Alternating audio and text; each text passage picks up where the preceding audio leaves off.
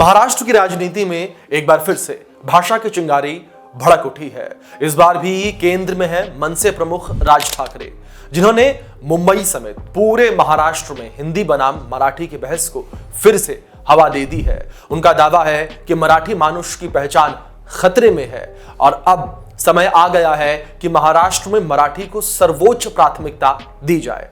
नमस्कार, आप देख रहे हैं इंडिया न्यूज और आपके साथ मैं अभिषेक पांडे। लेकिन जिस तरीके से मराठी को प्राथमिकता देने की बात सामने आ रही है, तो इसको लेकर एक सवाल भी उठता है कि क्या वाकई ये राज ठाकरे की जीत है? क्या हिंदी भाषियों के लिए महाराष्ट्र की जमीन अब कठिन होने वाली है?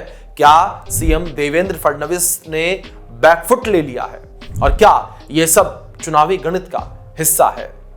राज ठाकरे का स्टैंड है मराठी पहले। राज ठाकरे लंबे समय से मुंबई और महाराष्ट्र में मराठी भाषा की प्रमुखता की मांग करते आए हैं और हाल के दिनों में उन्होंने यह मुद्दा आक्रामकता से उठाया है। रेलवे भर्ती, सरकारी दफ्तरों में मराठी का उपयोग और दुकानों के जो साइन बोर्ड हैं और कॉल सेंटर्स में मराठी भाषा को अनिवार्य करने की मांगे एक बार फिर से अब उठती हुई नजर आ रही हैं। उनके बयान के बाद कुछ सरकारी विभागों में मराठी भाषा को प्राथमिकता दी भी गई है, जिससे समर्थकों ने यह धारणा बनी कि राज ठाकरे की जीत हो गई है। लेकिन इस बीच एक और बड़ा सवाल उठता नजर आता है कि क्या हिंदी भाषियों के लिए यह वक्त मुश्किल है? महाराष्ट्र में बड़ी संख्या में हिंदी भाषी लोग रहते हैं। उत्तर प्रदेश, बिहार, राजस्थान और मध्य प्रदेश से आए हुए जो प्रवासी हैं, वे रिक्शा चालक से लेकर कारोबारी, पत्रकार, सरकारी कर्मचारी तक के रूप में सक्रिय हैं और काम कर रहे हैं। लेकिन जब बाहरी या फिर हिंदी भाषी शब्द को नकारात्मक लहजे में इस्तेमाल किया जाता है, तो यह सवाल उठता है कि क्या अब हिंदी भाषियों के लिए महाराष्ट्र में जगह कम हो रही है? यही डर मनसे की राजनीति को धार देता है। हालांकि यह भी सच है कि कोई भी सरकार खुलकर हिंदी भाषियों के खिलाफ नहीं जा सकती, क्योंकि ये एक बड़ा वोट बैंक भी है। दूसरी ओर देवेंद्र फडणवीस के बैकफुट पर होने की खबरें लगातार चल रही हैं कि देवेंद्र फडणवीस इस पूरे मुद्दे पर बैकफुट पर हैं। मनसे के बयानों के बाद देवेंद्र फडणवीस की जो प्रतिक्रिया अपेक्षाकृत नरम रही है। उन्होंने कहा कि मराठी को बढ़ावा देना चाहिए, लेकिन महाराष्ट्र सभी भाषाओं और लोगों का है।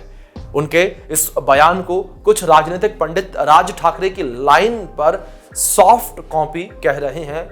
और दूसरी ओर अगर बात सरकार को लेकर की जाए, महाराष्ट्र में बीजेपी की सरकार है और सरकार ने त्रिभाषी फैसला जो है उसे वापस भी ले लिया है। इस पर फिलहाल के लिए रोक लगा दी है।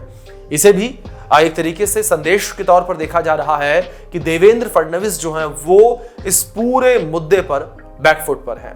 ऐसे में एक सवाल यह भी लाजमी है कि क्या देवेंद्र फडणवीस दबाव में है या बीजेपी जानबूझकर राज ठाकरे को शिवसेना के खिलाफ मोहरा बना रही है? मराठी मानुष का दौर लौटेगा, यह भी सवाल है। राज ठाकरे जिस मराठी स्वाभिमान की बात करते हैं उसका एक भावनात्मक प्रभाव है, लेकिन क्या वो दौर लौट सकता है जब मुंबई में बाहरियों को लेकर आक्रोश सड़कों पर दिखता था? इसकी संभावना थोड़ी कम है, क्योंकि आज की मुंबई और महाराष्ट्र आर्थिक रूप से बहुत ज्यादा बदल चुके हैं। मराठी और गैर मराठी दोनों एक दूसरे पर निर्भर हैं, लेकिन अगर रोजगार और सरकारी नौकरी और पहचान के मुद्दे हावी हुए तो मराठी मानुष का नारा फिर से उठ सकता है। इसका चुनाव पर भी असर पड़ता हुआ नजर आएगा। यह विवाद महज भाषा तक सीमित नहीं है, इसका चुनावी समीकरणों से गहरा रिश्ता है। बीजेपी और शिंदे गुट को मराठी वोट चाहिए। राज ठाकरे को अपनी प्रासंगिकता बचानी है। शिवसेना उद्धव गुट को खुद को असली मराठी हितैषी दिखाना है, बताना है। और एनसीपी और कांग्रेस को हिंदी भाषियों के बीच अपनी पकड़ भी बनाए रखनी है। ऐसे में भाषा का यह मुद्दा कुछ सीटों पर निर्णायक असर डाल भी सकता है, खासकर मुंबई, ठाणे, पुणे जैसे शहरी इलाकों में। लेकिन राज ठाकरे की इस भाषा की राजनीति ने एक बार फिर से महाराष्ट्र की सियासत में हलचल मचा दी है।